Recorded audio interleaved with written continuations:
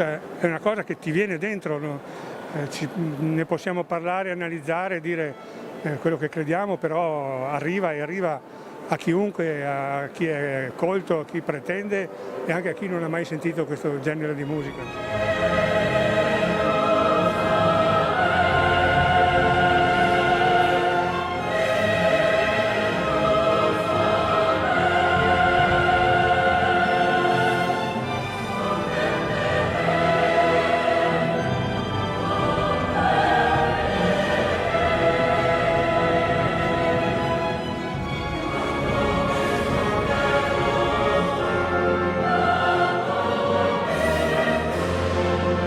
Senz'altro è una cosa emozionante,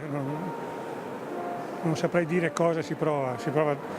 in ogni battuta, in ogni episodio, in ogni dramma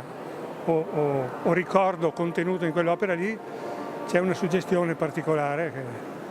che è legata principalmente alla partitura e in seconda battuta al ricordo carissimo che c'è col maestro Vietzer.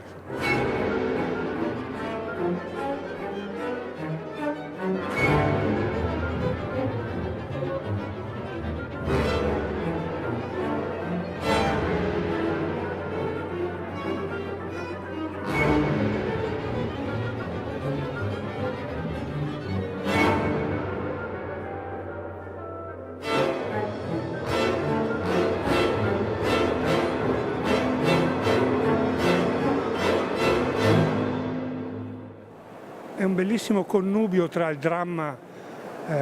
della passione in sé e quello che rimane nei ricordi di un giovane, di un bambino, di un adolescente che è stato impresso in giovanissima età da queste suggestioni, da queste immagini poetiche, musicali e anche molto forti, molto violente.